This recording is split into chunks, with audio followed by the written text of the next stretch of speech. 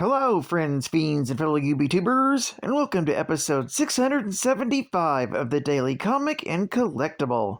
Today, the collectible of the day is the Mezco Toyz, Marvel Universe, 112 Collective, Spider-Man Homecoming, Spider-Man Homemade Suit Action Figure.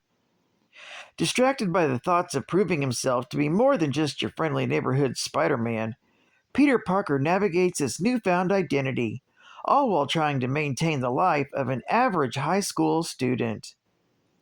This 112 Collective Spider-Man Homecoming Homemade Suit Edition captures Peter Parker in his early stages of his newfound heroism, and includes both a masked and unmasked head, featuring the likeness of Tom Holland.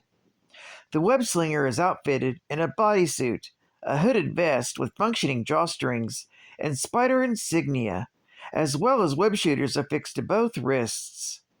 Spider-Man comes complete with two different style of web lines that attach to his web shooting hands, and a posable web line that he can hold.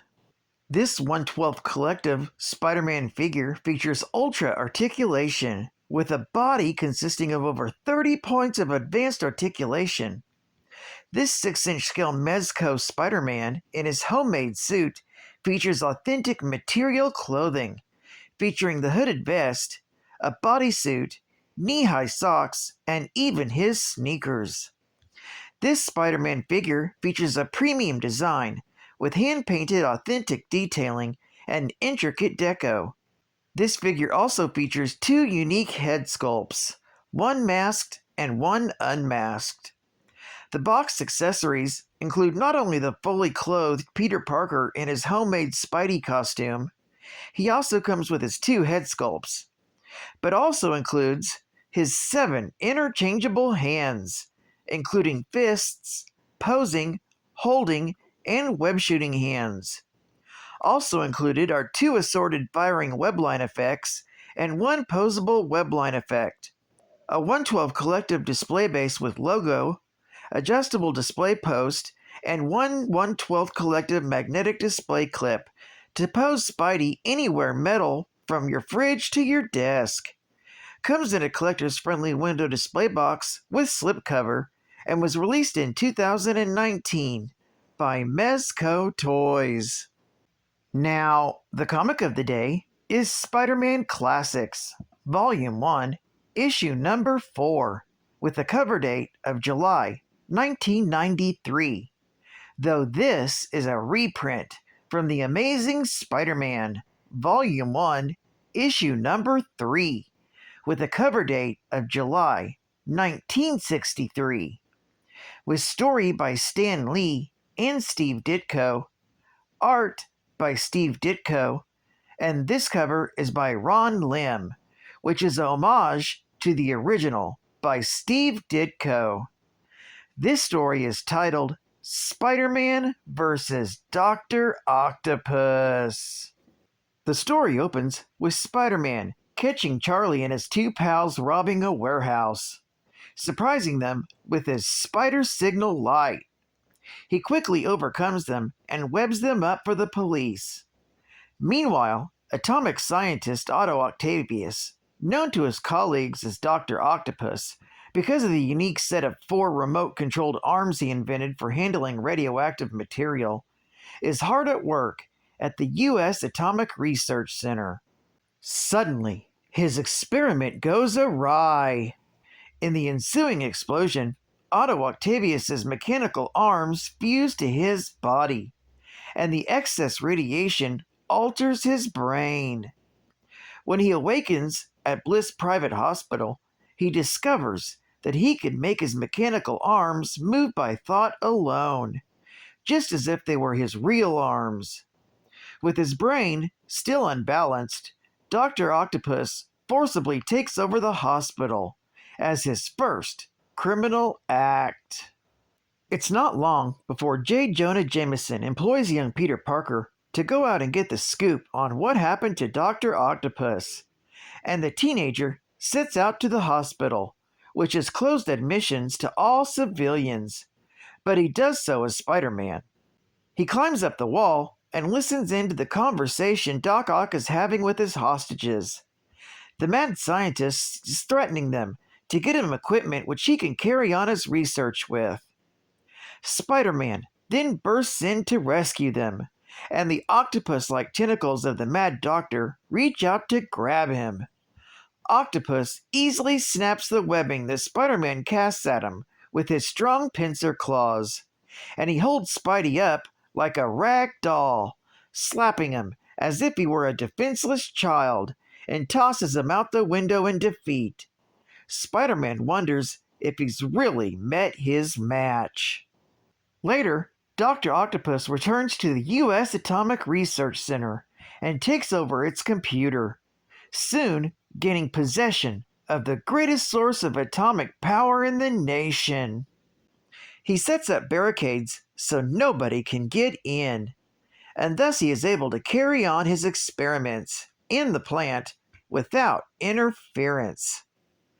Peter has declined offers to sell photos to J. Jonah Jameson, simply because he could not snap them while going down in defeat.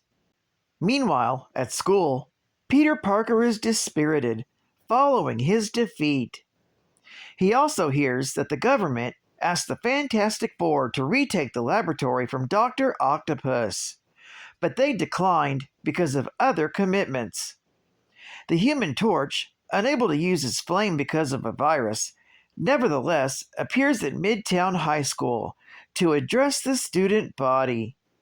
The speech he gives is so inspiring that Peter Parker regains his self-confidence. He decides that he can defeat Dr. Octopus after all.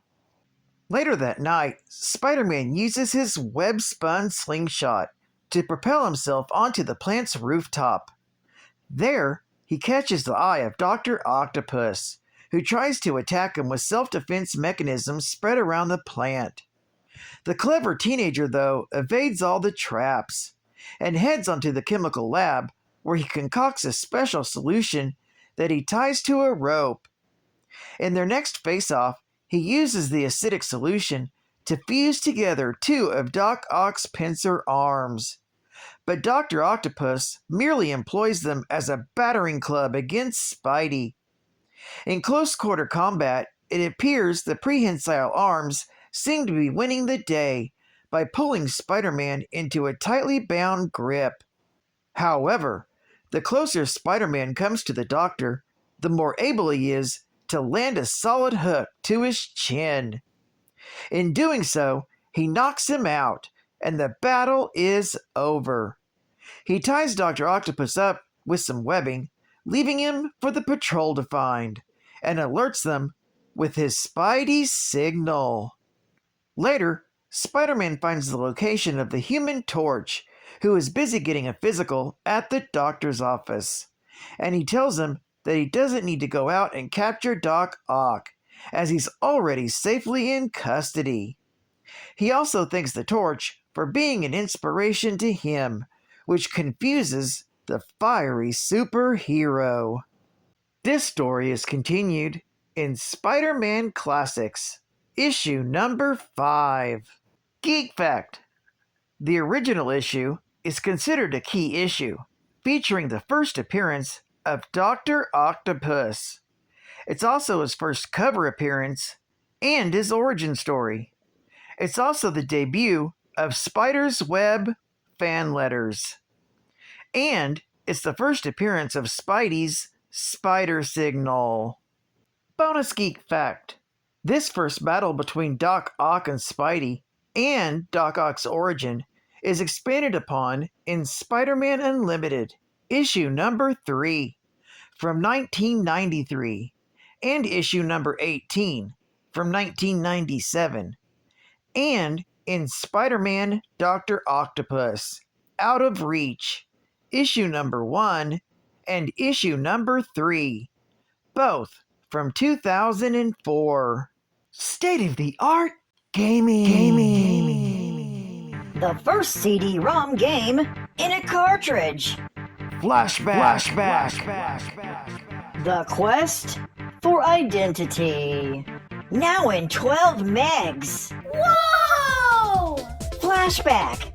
The first game ever to pump awesome high-octane CD-ROM performance from a cartridge.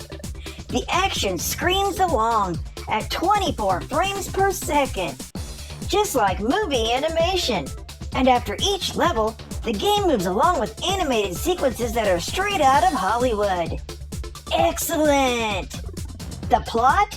You play the part of Conrad Hart, a GBI agent in training. You stumble on a bizarre alien plot to conquer the Earth. Now, you've got to outwit and combat droves of replicants, deadly aliens, traps, and other stuff too weird for words. No problem for a pro like you. Not. Still not convinced? Then check it out at your local game habitat. Flashback. It's like putting your Genesis into warp drive. And final geek fact. Oh yeah. Early in his career, Spider-Man fought many villains, including the Tinkerer, Dr. Octopus, the Sandman, Dr. Doom, the Fox, the Lizard, the Living Brain, Electro, the Big Man and his Enforcers, Mysterio, Kraven the Hunter, and his deadliest foe of all time, the Green Goblin. Several of these villains would form the Sinister Six under the leadership of Dr. Octopus, a team who tried to get Spider-Man by kidnapping Aunt May and trying to force Peter to call Spider-Man. But they failed. During this time, Parker dated Betty Brant of the Daily Bugle, although Liz Allen had a crush on him. At the same time, both Peter's Aunt May and their neighbor Anna Watson were constantly encouraging Parker to date Anna's niece, Mary Jane Watson. Before his high school graduation, Peter continued to fight off menaces, including the Scorpion, Spencer Smith's Spider Slayers, the Crime Master, and the Molten Man. He also assisted the recently formed Avengers in defeating a Spider-Man android created by Kang. At one point, Aunt May's health got so bad that she suffered from a heart attack. Peter heard the news while he and the Human Torch were fighting the Green Goblin, and he was forced to flee in order to get to her quickly. However, this only convinced the public at large that Spidey was a coward who had fled from a battle. Die-hard Spider-Man fans like Flash Thompson continued to support him, while J. Jonah Jameson ran editions in the Bugle claiming that he himself scared Spider-Man off. While looking after Aunt May, Spider-Man was forced to escape yet again from the Sandman in order to get home quickly. When he learned that his Aunt May's health had improved, he vowed to prove the world wrong about him. Meanwhile, a worried Torch tried to look for Spidey, but only managed to get captured by the Sandman. Spider-Man ended up rescuing him and defeating his enemy, wiping the smirk off Jameson's face and getting the world to appreciate him once again. Well, I'd like to thank you for joining me for another Daily Comic and Collectible, and I hope to see you again Monday. This is Cut Fan Comicsman, and I'll catch you on the flip, baby. Over and out.